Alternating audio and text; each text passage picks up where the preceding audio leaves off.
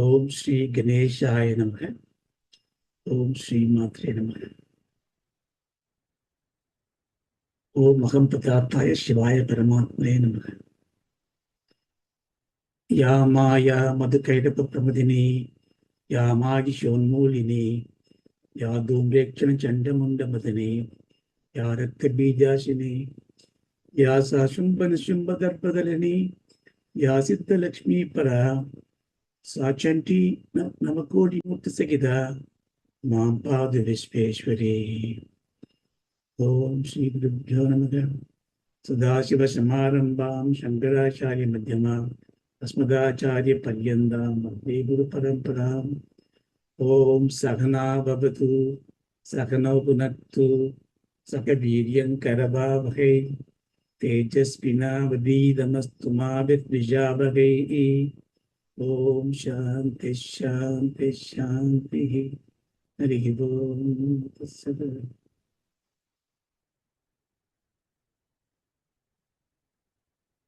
ஓம் ஐங்கார ஹ்ரீங்கார ரகஸ்ய யுக்த ஸ்ரீங்கார கூடார்த்த மகாவிபூத்ய ஓங்கார மர்ம பிரதிபாதினீभ्याம் நமோ நம ஸ்ரீ குரு பாதுகாभ्याம்.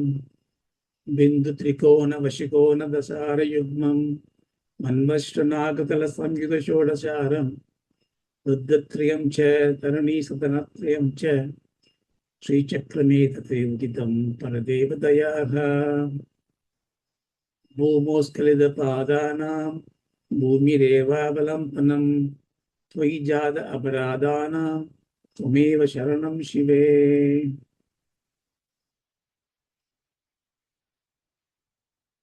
ओम शिवशक्त्या युक्तो यदि भवति शक्तप्रभुविदं न चेदेवं देवो न खलु कुशलस्पन्दितुमपि.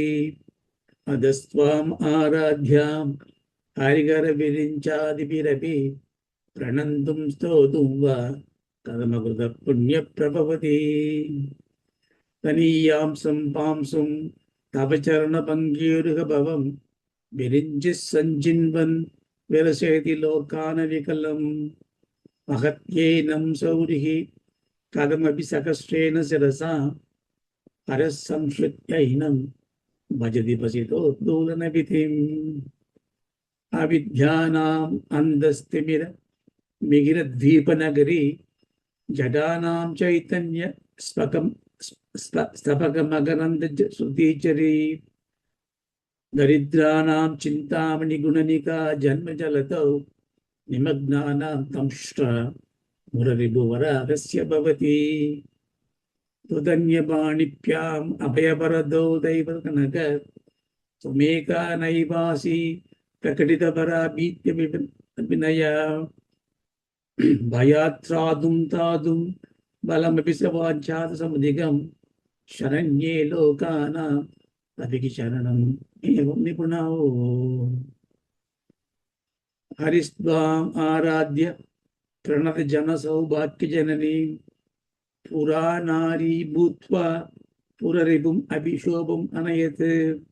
स्वरोऽपि त्वां नत्वा रदिनयनलेह्येन वपुषा मुनीनाम् अभ्यन्दः भवति हि मोहाय महताम्. धनुः पौष्पं मौर्वी मधुकरमयी पञ्चविशिखाः वसन्तक्सामन्तो मलयमरुदो योधनरवदः. तथाप्येकः सर्वं हिमगिरिसुते कामभिकृपाम् अभाङ्गाते लब्ध्वा जगजितम् अनन्तो विजयते.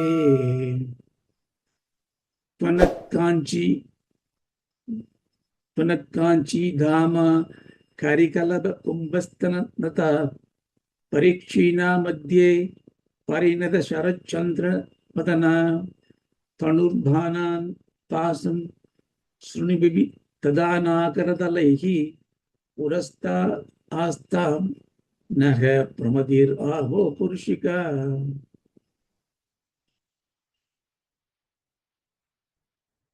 Good evening. So we are in the Soundarya 7th verse. By the grace of Parambika and the Guru's blessings. We are really fortunate to have this Anusandhanam every week. And we saw the 7th verse in the last class. Punatkanchi dama karikalaba kumbasthananata parikshina madhyē parinata sarachandravadana dhanurbhanan pasam shrunibabi patanakaradalaihi purastatu astam naha promadidu aho rishikam. Bhagavad Pada, he has written a lot of bhashyas for the Vedas, Bhagavad Gita, Vishnu Sahasranamam as well. Generally, there is a tabum, among the devotees. How come Acharya has not written down Lalita Sahasranamam?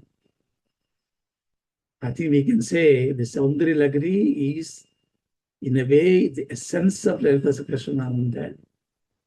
And it is also gradually taking you from the wonders of the Brahma Shakti, the first sloka, step by step to giving you the threefold process. What are the threefold process? When you worship the Ambal or any deity you worship, you have a outwardly devotion, bhakya katicana. Or you have the antaranga upasana, internally in your mind, or in a bhavana. Kājika, vāchika, manasika, they say, right? Kājika means doing it physically. Vāchika is in the words, in the orally. Manasika is in the mentally. Of course, in all these three, the underlying thing is a bhavana that you need to have. So that bhavana is what is needed when we go forward in this thing. Because Bhagavan started talking about the glory of Brahma Shakti as Jagan Mata, starting from the Pada Doli, the little dust particle of the feet is largely enough to give the Ichcha Shakti, Kriya Shakti, Jnana Shakti to not just for us, even to the Trimurtis. Brahma, Vishnu, Rudra, all got the power from the Pada Dhuli itself. Therefore, when you worship it, you will get knowledge, you will get encouragement, you get dhanadanya prapti, you have the mukti. So all that has been enumerated in the previous verses. So we are becoming more and more motivated. Take the sankalpam to worship that power of Brahman as a Parashakti. Then over and above, in the verse 5th and 6th verse, and also in 7th, Bhagavan started telling you that not only the Ichcha Shakti, Kriya Shakti, Jnana Shakti that you will have, but you will also have the Akarshana Shakti, which is to influence others, attract others, Vashigra Shakti. Because what is the point of you have a fantastic knowledge to share, fantastic painter you are, fantastic singer you are, but people don't like you. People don't attract it towards you. So the power of attraction is a very positive influencing power that you need to do even a good karyam, Attraction is not necessarily for enticing and mesmerizing somebody for some illicit means. No. Power of attraction is an essential leadership trait, because when you are able to attract others, you can do good things through others. So that he was giving as an example of Mahavishnu at one end and Manmata on the other end. Mahavishnu worshipped Ambal, and thereby he got the Saurubhyam, Ambal's face, Ambal's bhavana became into him because of the bhavana that he did. See, bhavana means Bhavana is not an artificial, portrayal of somebody else. When you are rehearsing, if you're an actor and if you want to act in a role, the director will say, this is the script, go and practice it. And then if you are delivering dialogues well, but you will still say, no, I'm not getting the emotions of it. I'm not saying you that personality. Be in that personality. Then you live, you want to perform better. You imagine that tragedy or a comedy, whatever the character portrays, and then you perform. So there is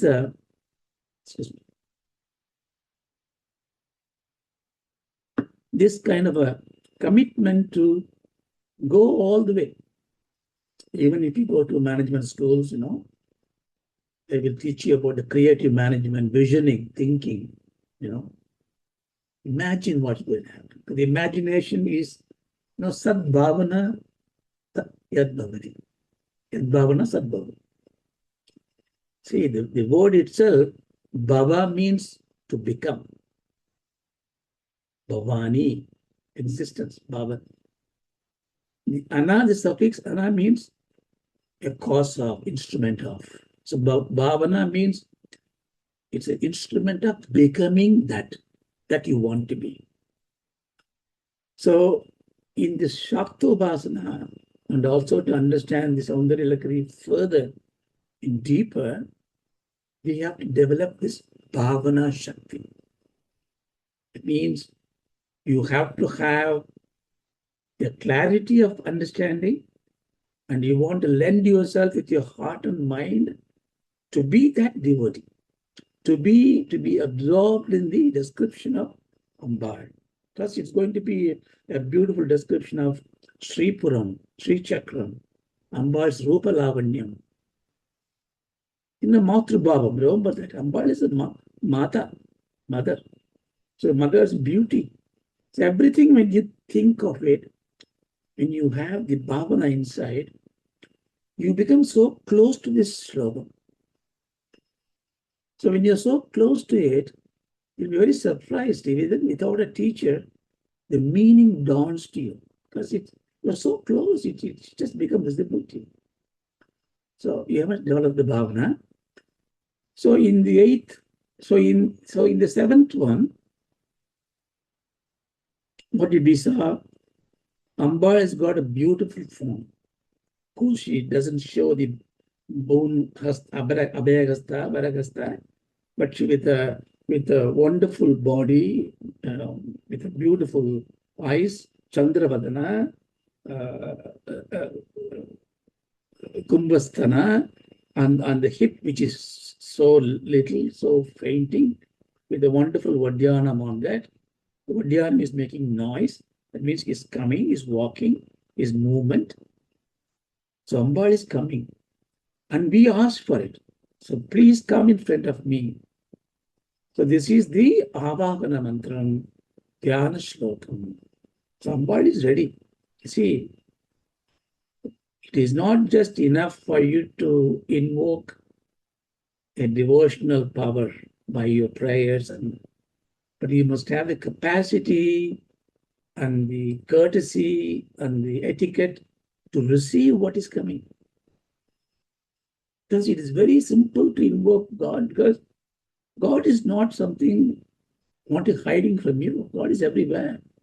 The moment you call, a very fraction of a second with the pure heart, she is going to come in front of you in some form. But we often fail to have the receptors to receive it. That the receptors will become active when you have this bhavana shakti. So please feel free. Don't throw yourself into it. Imagine that you are there doing that. So Ambal is coming. So now we need to go into the Ambal's place. What do you mean Ambal's place? Ambal is all pervasive, is it not? Why there is Ambal's place? There is no Ambal's place. Here we must understand Bhagavan Shankara has come down to our level. So we are not in the Advaita Anubhuti yet. We don't understand Tattvamasi Padartham right now. So we are thinking that we are different. I am small, I am limited. I am grieving, I am in a samsara. But Jagannatha, you are great, you are pious, you are supreme. So there is the distance between us. That means we are not able to hold her in her enormity. So we are going to bring her down into the holdable form that I can hold in my hand as a deity, as a form in my eyes, as a vigraham in my heart. And I want that to be a beautiful, enchanting form, right? So that's why Bhagavan started giving you the enchanting forms. He describes all this. So now you should start sculpting in your mind. Don't wait for the poetry to come. You start sculpting in your mind. In the description, you create the mother's face, body, structure, her glory in your heart. Now he is going to go, where is she? Of course, you can say in your heart, but right now we are doing the upasana. So where is this place? That place is called Sripuram. Sripuram, Sri Chakram. Puram means the city. Sripuram means where the Sri is the auspiciousness, the Mahalakshmi, the Mahasaraswati, the Mahakali, Mahaparashakti stays. It's also called Sri Chakram. So where is that place? And how do I go there? So that's what he's going to say it now. Let's see this. Sudhā-sindhōr-madhyē suraviṭapi-vāṭī-parivr maṇidvīpē nīpōpavanavati cintāmaṇigr śivākārē mañcē parama-śiva-paryaṅka-nilayāṁ bhajanti tvāṁ dhanyāḥ katicana cid-ānanda-laharīm. Sudhā-sindhōr-madhyē suraviṭapi-vāṭī-parivr maṇidvīpē nīpōpavanavati cintāmaṇigr śivākārē mañcē parama-śiva-paryaṅka-nilayāṁ bhajanti tvāṁ dhanyāḥ katicana cid-ānanda-laharīm. So in this, let's see what is the meaning of it first. As usual, we look at the word meaning, then we look at the upasana marga meaning, then the tattvartha. So literally, sudhā-sindhōr. Sudhā means amritam, nectar, elixir. Sindhōr means sindhu. Sindhu means vast water. It could be a great river or generally an ocean, a sagara. Sudhā-sagara. So it's an ocean of nectar. In the middle of the nectar, madhyē, sudhā-sindhōr-madhyē, deva suraviṭapihi. Deva suraviṭapihi. That means deva taru. The trees of the heavens, which is karpaka vriksha. So that means in the middle of the Amrita ocean of Amritam, there is an island. That island you can identify because there are a lot of karpaka vriksha. Vriksha means tree. Karpaka means all bestowing trees, graceful trees, benign trees. So it is all prosperous place. How many trees are there? Vitapi means tree. Vitapi-vāṭī-parivr. So Vāṭī means collection of, a group of, innumerable. In fact, when you do the upasana of Sri Devi, it's called a Vātika Puja. Vātika means praying this forest which is in the Śripuram. You're going to see all those things. So Suraviṭapi-vāṭī,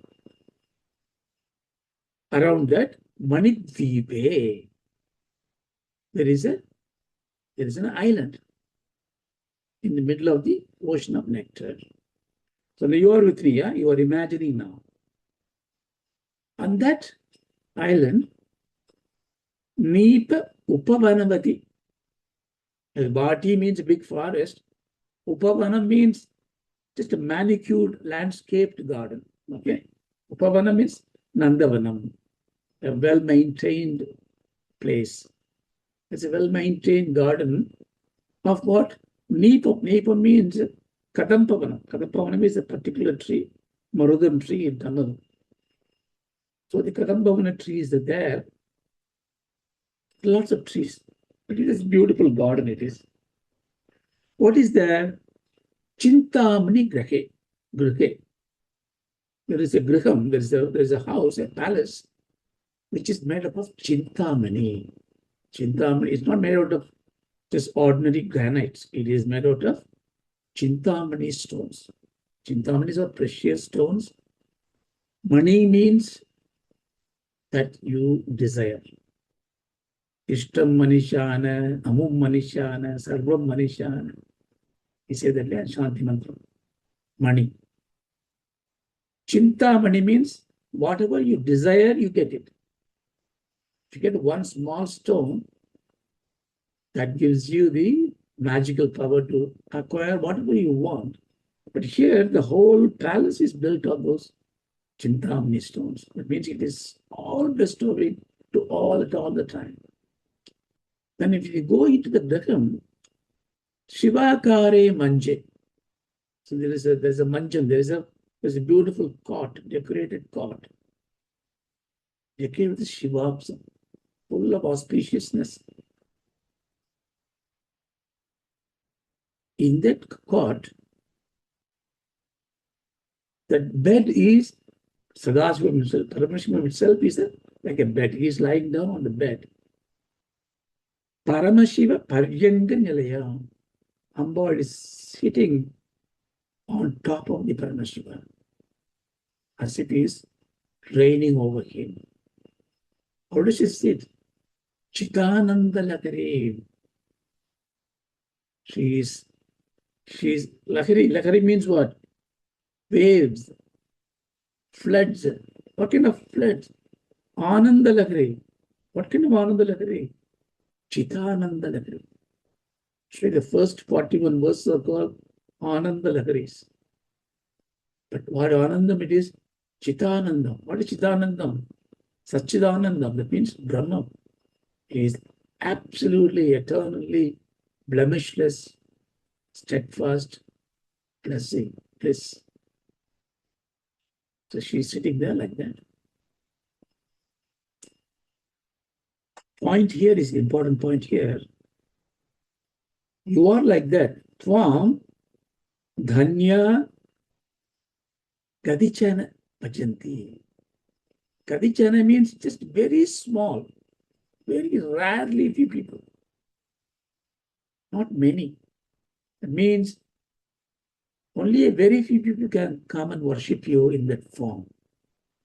Cintāmaṇigr tvāṁ bhajanti. It's an important phrase. He is addressing you, to be careful to note this, that you are ready to, you are taken a sankalpam to worship the Amba. That's why you are here, you are listening to this. Listen, you will get enormous power, provided you are worshipping her like what?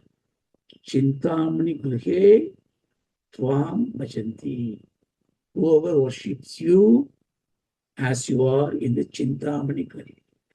That means you are going to have your imagination of Parashakti, the cintāmaṇigraham, or in the Sri Chakram, or in the Sri Chakrarupam itself.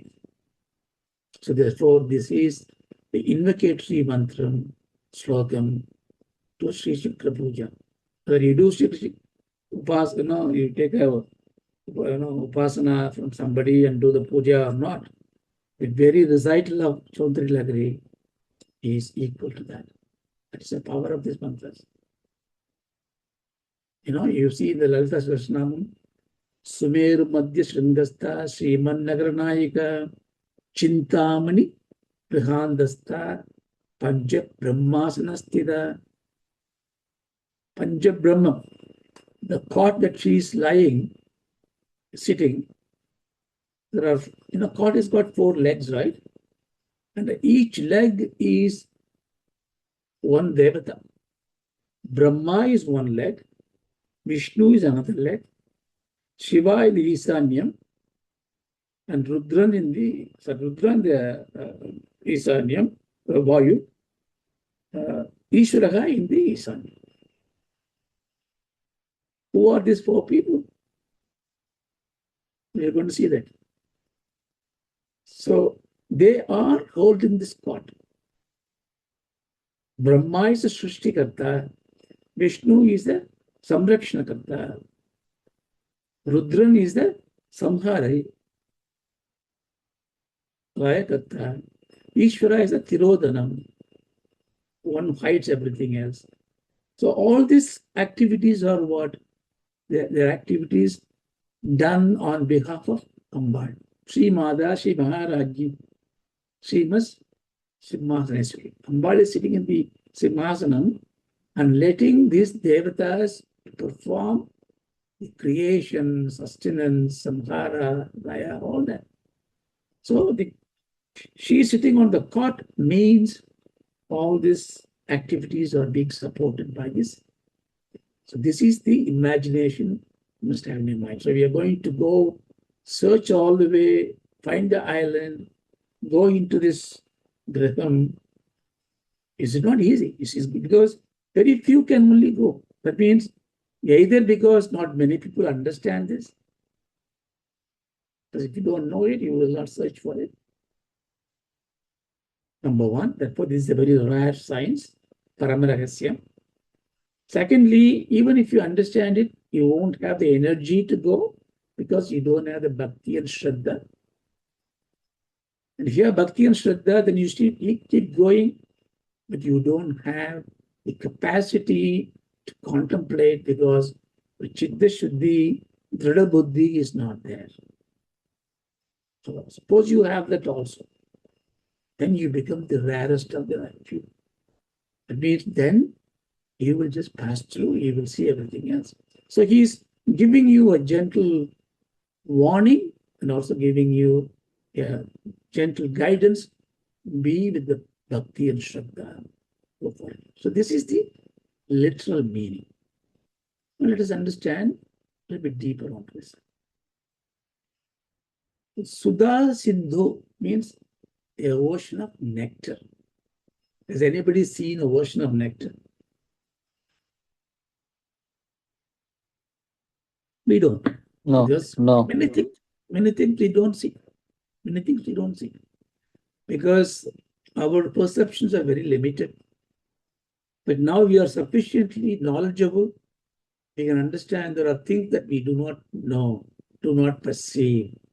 That's the reason why mathematics comes in, physics comes in. We create assumptions.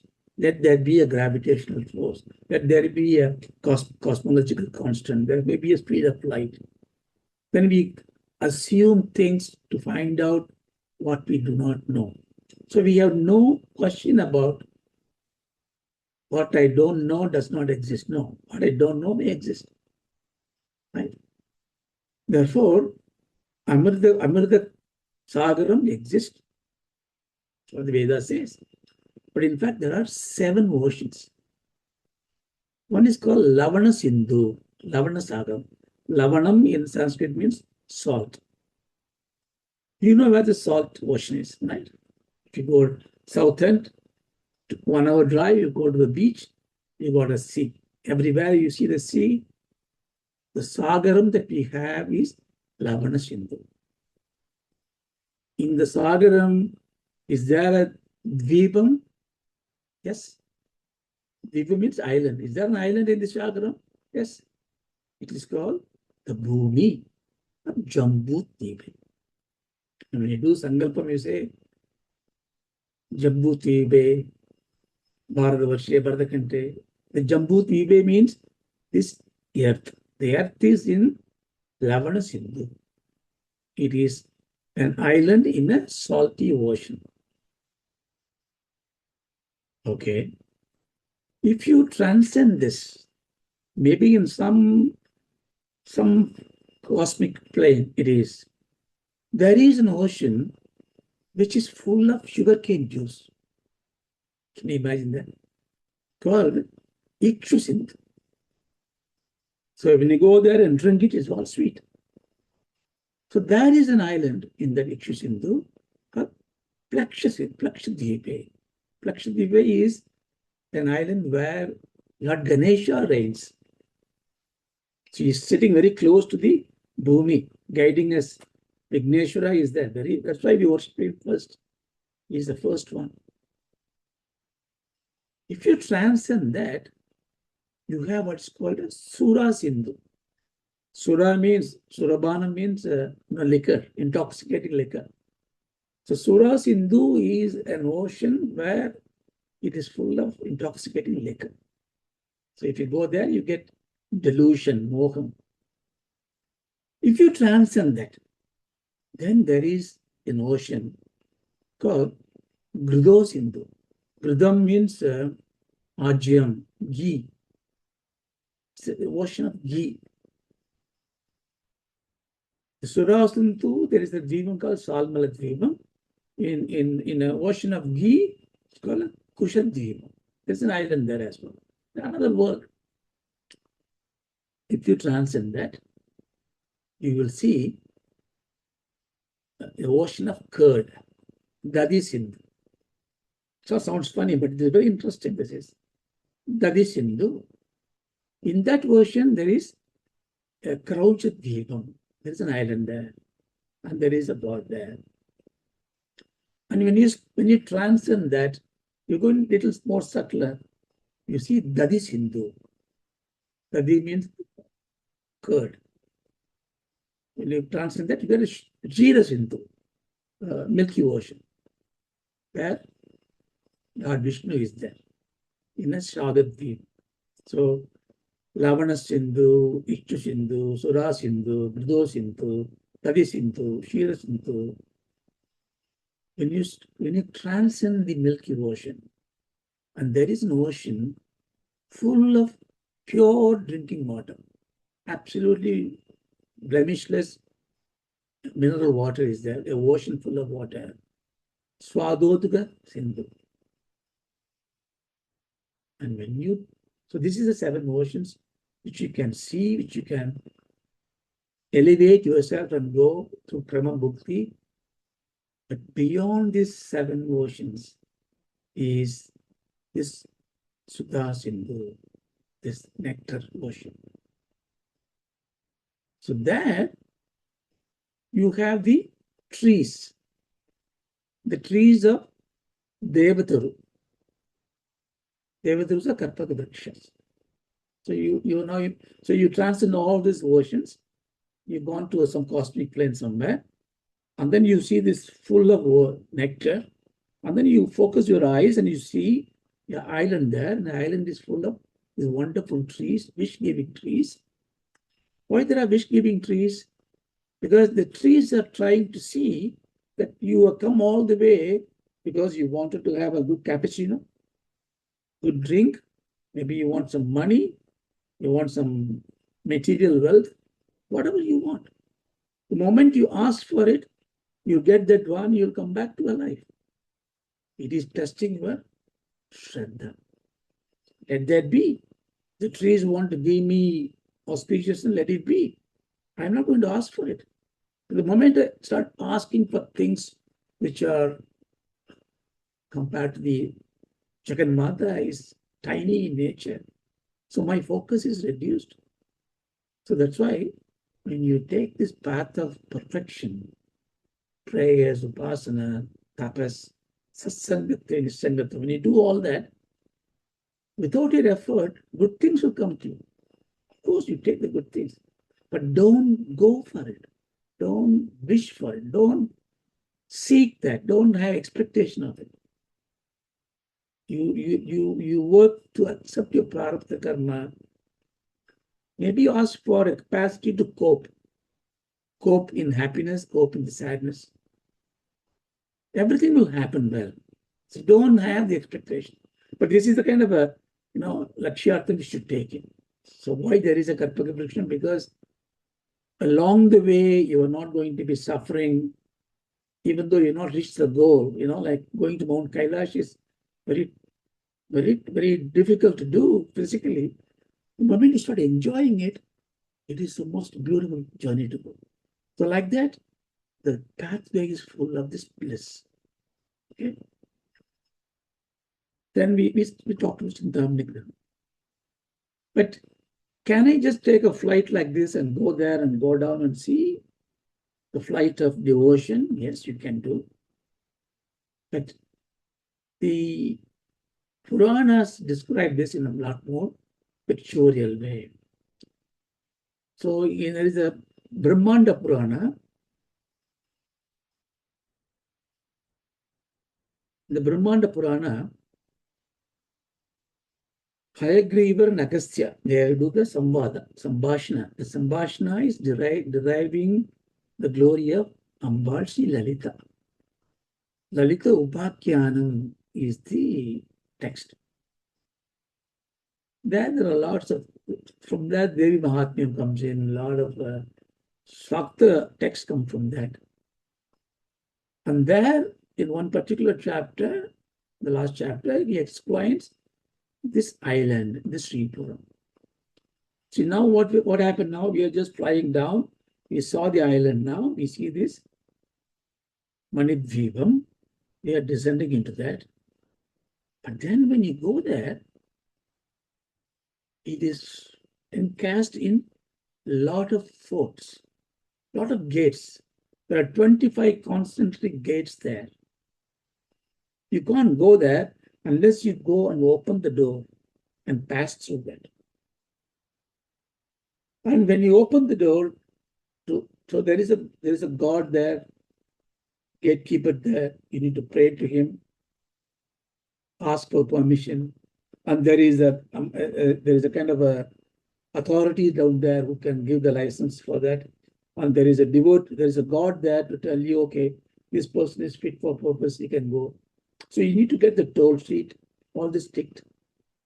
When you go there, can you push open the door? No, because each voil, each entrance is made of a certain material. For example, the first one is iron. When you open that and go, the second one, it is steel, then copper, then tin, then brass, then panchalokas, then there is silver, then there is gold. Every time when you open up, you get something new, more precious, more elevating. Is each door opens just like that? No. You need to go, stand in the queue, pray, get the mercy of the Devata there. Who is the Devata there? Well, we're going to learn all these things. Each of this gate is hiding the Ambal from you, an Avaranam from you. So there is a gatekeeper Devata. You have to show a particular mudra, for example. Mudra is a license. There's a mudra Devata. Mudra Devata check, okay, you got the right mudra. That means you got a right ID card, Aadhaar card or IC card. Okay, go in there. Then you have to do the right mantras. Oh, you pronounce the mantra very well. He is doing the right fasting. Okay, pass through it. But when you open the door, say, suppose I've gone there. For example, the iron gate is ruled by Kala Bhairava, according to the Application. Kala Bhairava, like Kashi Kshetram is, if you go to Kashi, Kashi is like a Sri Chakra. So the periphery of the Kashi is bordered by Kala Bhairava. You got to get permission to enter and exit from him. So same here, Kala Bhairava. So I need to worship you. So therefore, when I take Upasana Margam, I won't go straight to the Ambal's Panchadashi mantra, because that is somewhere inside. I have to first get the door open. So I worship the Ganesha, then I go to the Kala Bhairava, for example, here. I do the Kala Bhairava Ashtakam, I do the mantras, whatever the niyama for that. And when you enter there, what did it tell you? Between each of those gates, Vāṭī, there is a forest. So I need to pass through this forest. What do this forest will do? It will stop my way. It will give me bushes there, fruits there, flowers there. I get enticed by this fruit. Some fruit may be enticing and make me sleep. Like that, when I worship this, it is going to give me some reward. Oh, you sing very well. So your bhajans are very good. So I am going to give you an opportunity to sing in this film. You got a film carrier. You go there. Life is improving. You forget the upasana. See, every other deviation will come and take you, either through grief or happiness, from the main purpose of it. You transcend further. So you pass through all those gates, right? We will go into detail when we go to the appropriate slope later. Then he comes to the precious stone. You have the yellow sapphire, ruby, hazeltine, diamond, emerald, coral, navratnas. See, from the metal to precious stones, you go in there. Then you come to the place where the gross nature is gone. Now it becomes very subtle. You don't see any material good, but there is a barrier. That barrier is starting with Panchabhutas. Panchabhutas got a gate. You worship, do penance, you pass through it.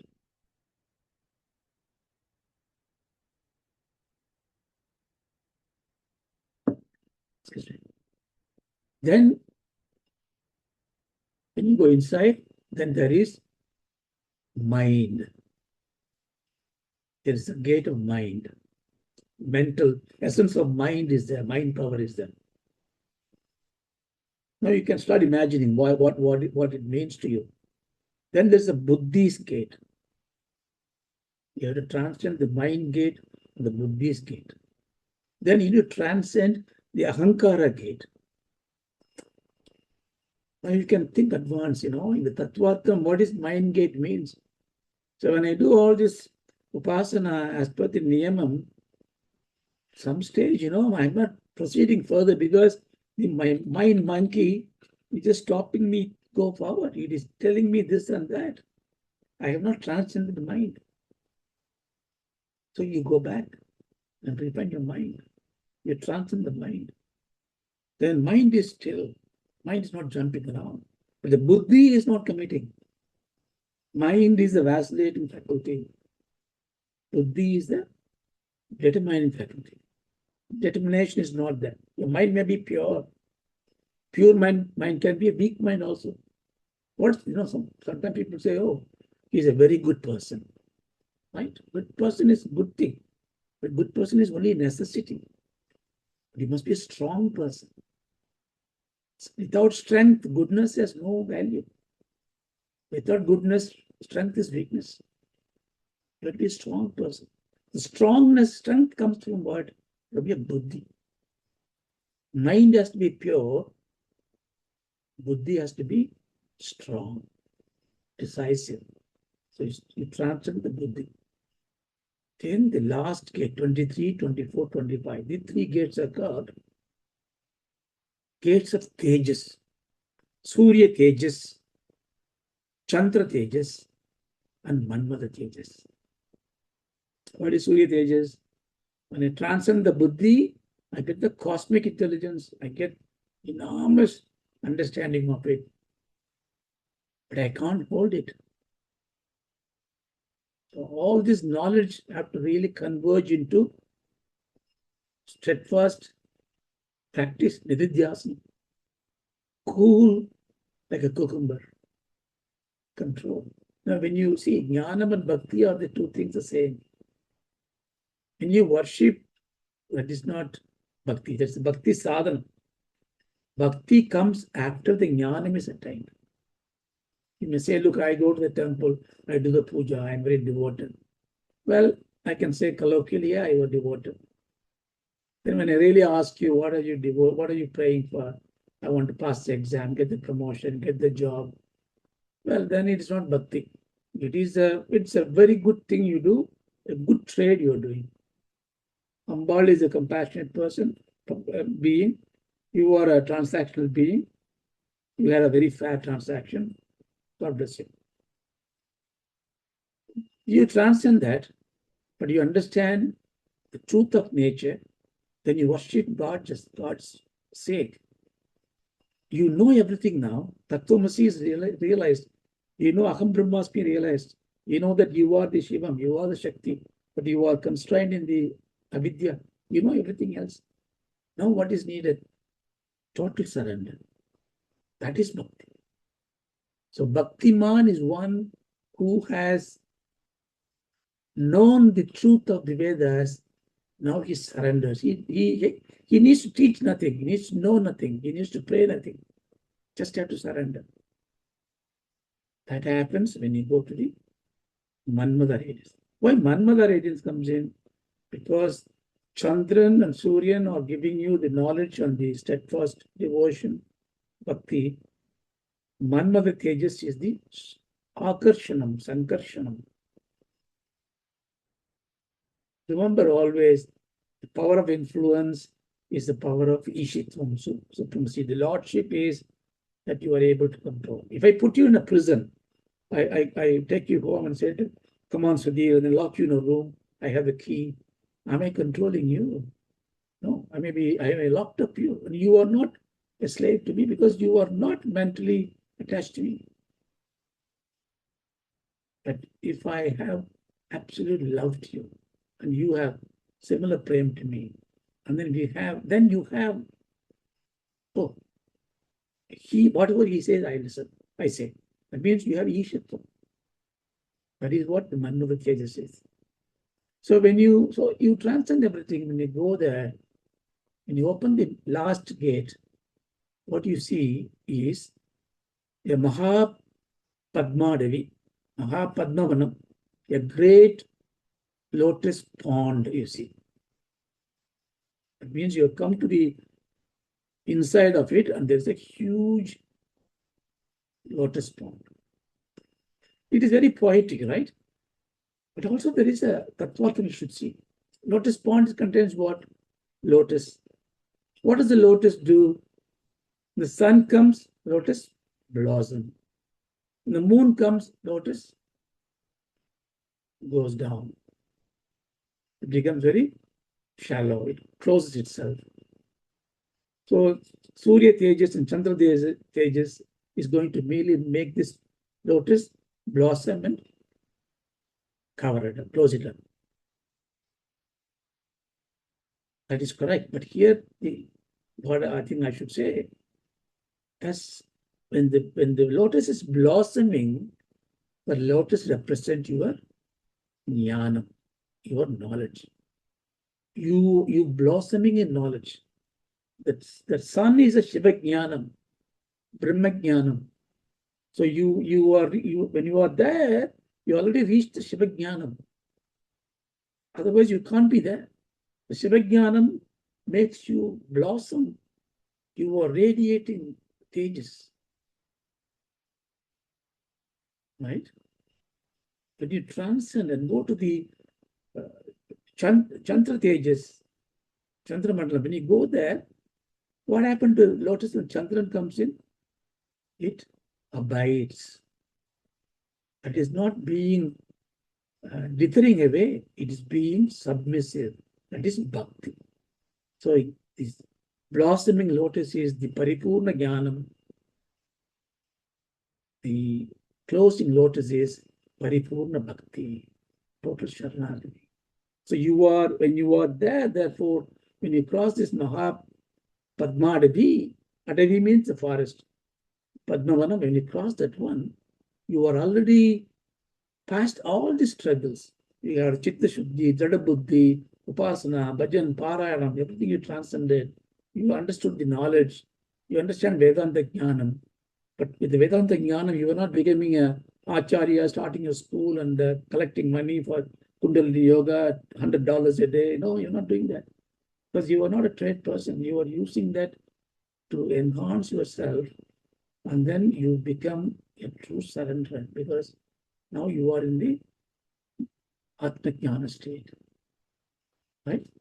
Now I must only see this lokam. So I am in the salokyam. Salokyam means what?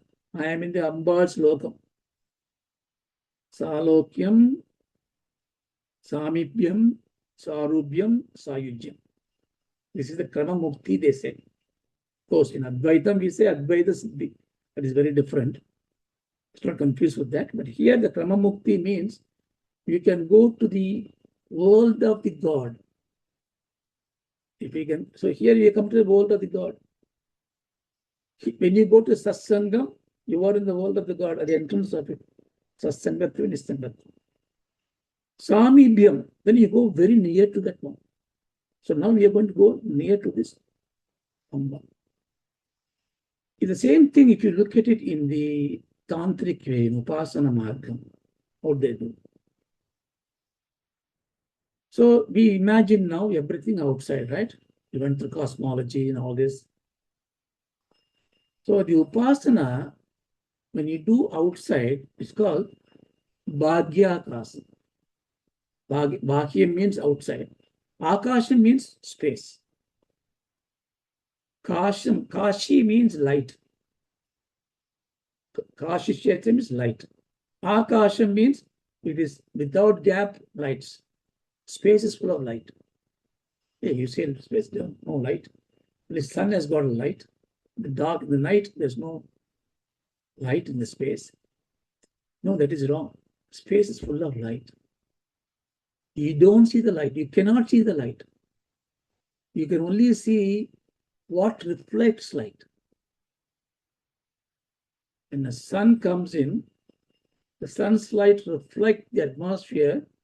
The atmosphere, therefore, you can see the sky and the house and everything.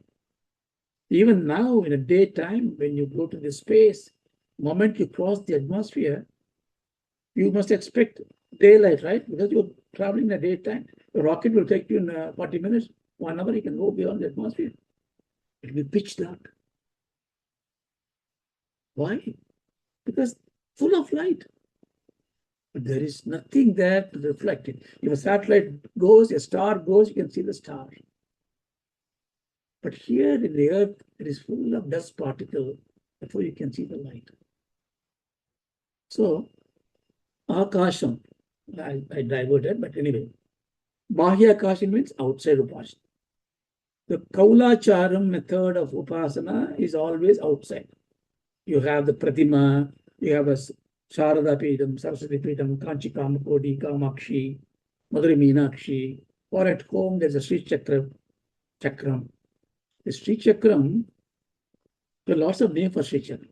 Sri Chakram, Sakrarajam, Navayoni Chakram, Matrugala Chakram, Shivashakti Aikya Chakram, Sudhā-Sindhōr-madhyē Chakram, Paramamangala Chakram, Tiri Chatvari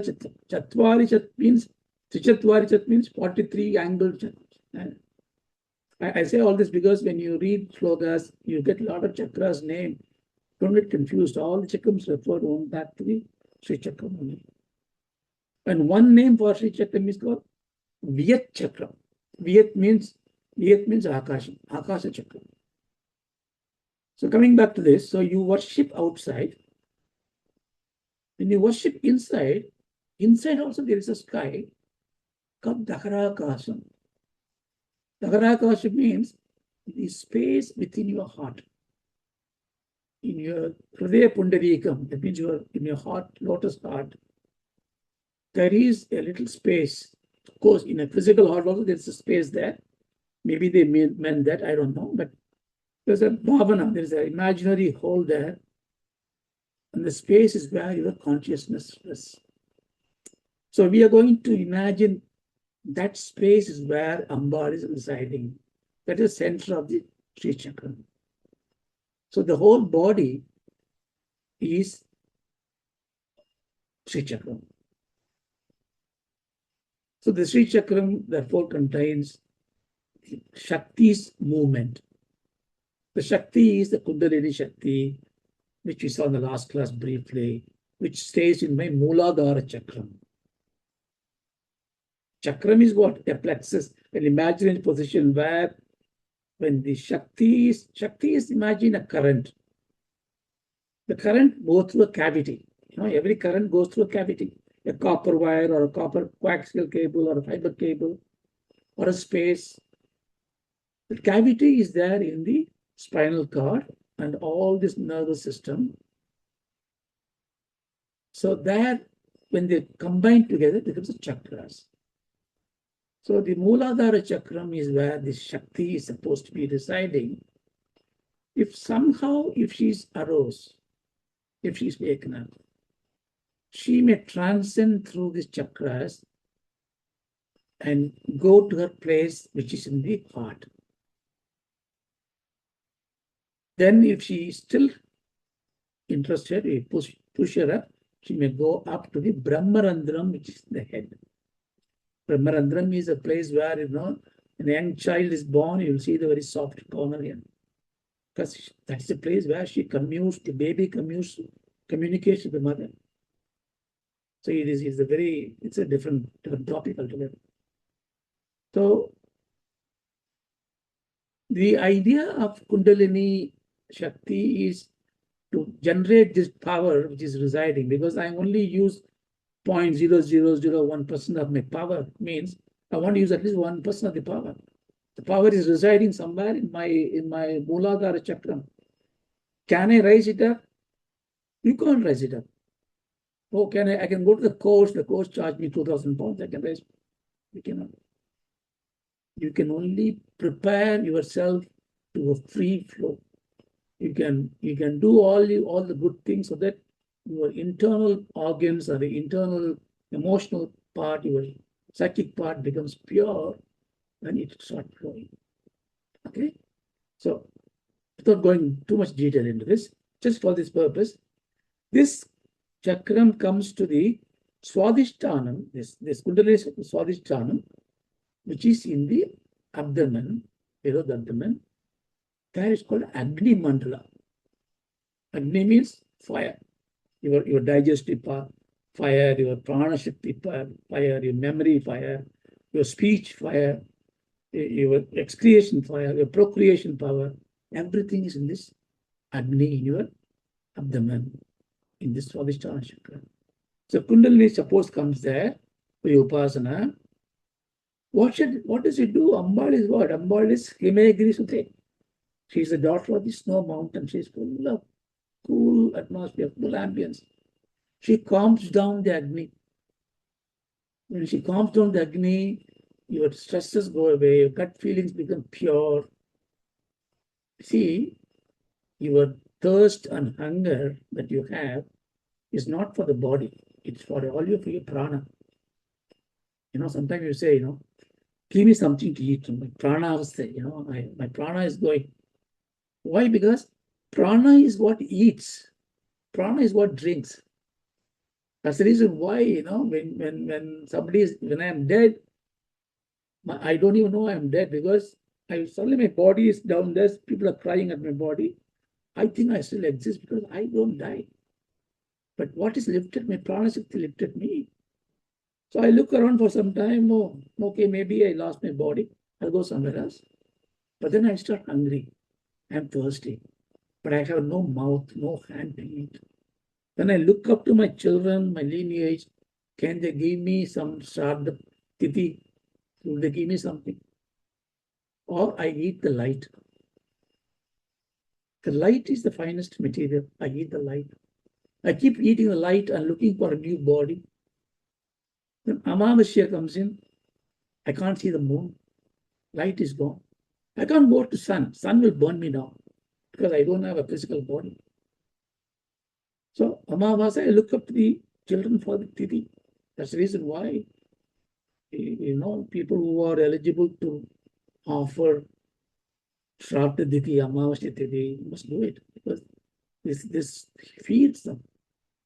But here, what the idea here, I'm not going there. The idea here is that When you do the upasana to Devi, and when she comes down to this part, when she cools down your Agni, your natural instinct for hunger and thirst goes down.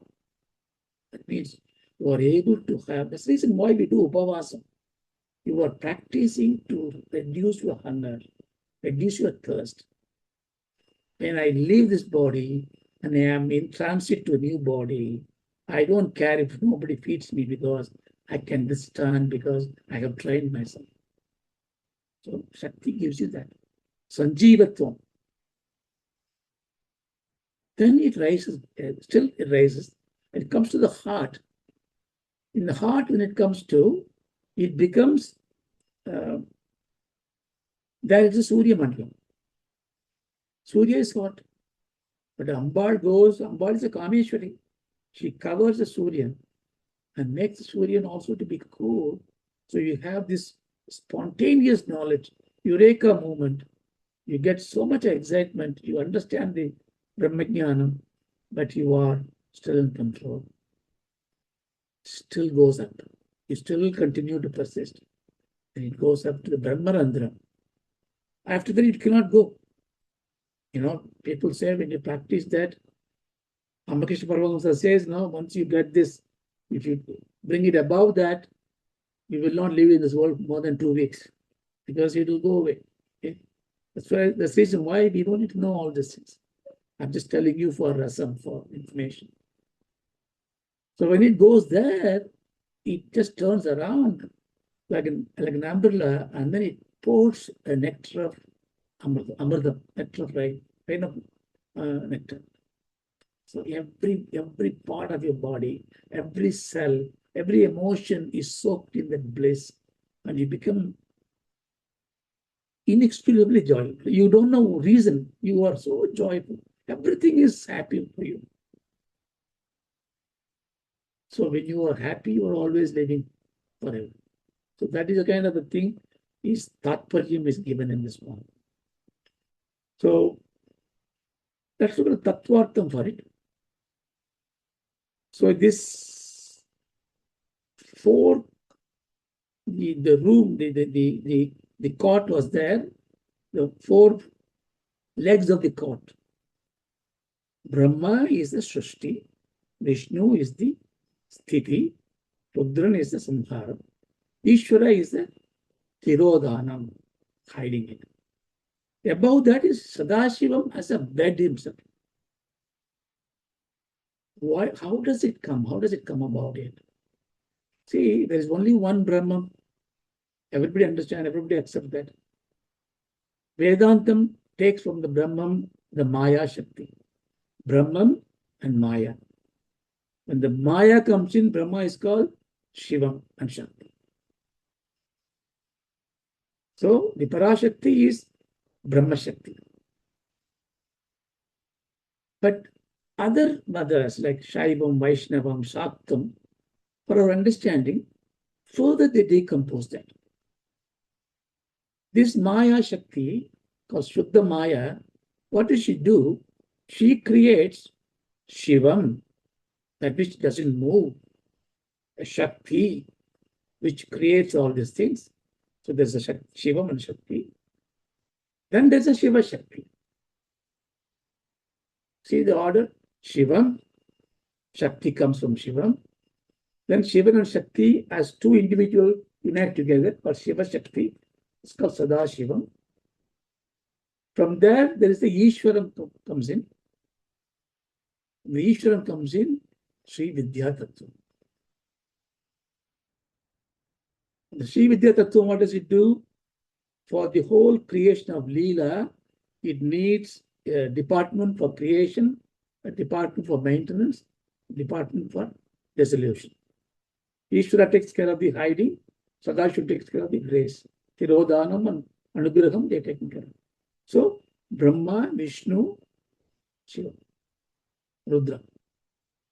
So, the Shakti herself becomes for Brahma a Brahmi Shakti, for Vishnu a Mahalakshmi Shakti, or Jaishta, Jai. Then for Rudra a Raudri Shakti. Then what do they do? Oh, I will create more world. They create devas, munis, ganas, gandharvas, panchabuddhas. Then the maya becomes ashuddha maya. Ashuddha maya means it becomes so many culminations, so many differences it creates. Then jiva tattvam comes in. Tanmatra comes in. Then manam, chittam, buddhi, ahankaram comes in. Karmendriya, jnanendriya comes in. And they all combine together. A fetus comes in. A fetus born to a cow becomes a calf. To an elephant, a cub. For a human being, a child. Then jiva rasi comes in. And in this, because Ashuddha Maya, all the jiva rasis forget who they are. And they dwell in the samsaric world. Ambal is sitting there and laughing and having a good time. So this is the whole Thiruvilayadu of Ambal. So that is what it been said. So here, Tattvartham, what we therefore understand, Ambal is all the figurative wordings for the description were there. But cidānanda-laharīm, Sri Mada, Sri Maharajni, Srimas Simhasaneshwari, Chitaknigunda Sambhuda, Devakari Samudyada. In Lalita Sahasranamam, when they give explanation of what they do, Devakari Samyuta. So Devas wanted to have something to be done. Devakaryam. Samudyada. To complete the Devas' request. Devas got a problem, the Asuras comes and fight with them. They always have this complaint and they wanted somebody to come and rescue them. So there's a Devakaryam. Therefore, they did a Yagyam, Chitagni Kundam. From the Yagya Kundam, Ambal comes out. How does she come? On this lion, Simhasaneshwari. And she Maharajni, because she's the empress. There are a lot of queens around her. And she is the Mata. So this is the first lines, Vachya. Tvartham is not that. The Devakari Samudyada. Deva means light. Every sentient part is a Deva. If you want to hear, the hearing power is a Deva. Listening power, speaking is a Deva. Tasting is a Deva. So these Devas are doing Karyam in you. All your existence is Devakaryam. I'm able to see, I'm going to smell, I'm going to enjoy, I'm going to live, I'm going to breathe. So there are 33 crores of Devas in your body, they are doing. But on who is the power of this doing? In my chit, in my consciousness. Agni, the effulgence of this consciousness. Kuntam, the kuntam is where my Shraddha Bhakti is there. So when I contemplate in my consciousness about how am I existing, how am I getting up from the sleep, how am I sleeping, how am I talking, and I realize that, the Chidakri Kunda Sambhuda, the consciousness, the Brahma Shakti in me, that's what comes out of it. She is the Simhasaneshwari. She is Maharajni. She is Jaganmata. So, therefore, I am walking, talking, sleeping, island, cintāmaṇigr of my Ambal. I am the cintāmaṇigr. Ambal is in me. I am the Sri Chakra. That means I have to be very pure. The moment I know that I am not limited being, I am the Devalaya, Devo Devalaya. Would I put liquor into my body? Would I put the bad thoughts into my mind? No. Would you do a rotten flower to the Swami? No. So bad thought, if you put in your mind, you are worshipping your Vigraham inside, the bad thought, bad flower. So you become pure.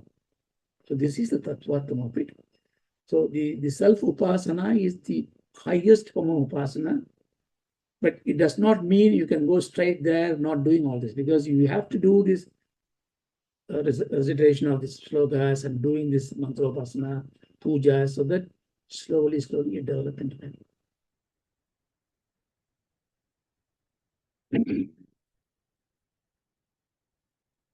sudhā-sindhōr-madhyē, suraviṭapi-vāṭī-parivr, maṇidvīpē nīpōpavanavati cintāmaṇigr, śivākārē mañcē, parama-śiva-paryaṅka-nilayāṁ, bhajanti tvāṁ dhanyāḥ cid-ānanda-laharīm.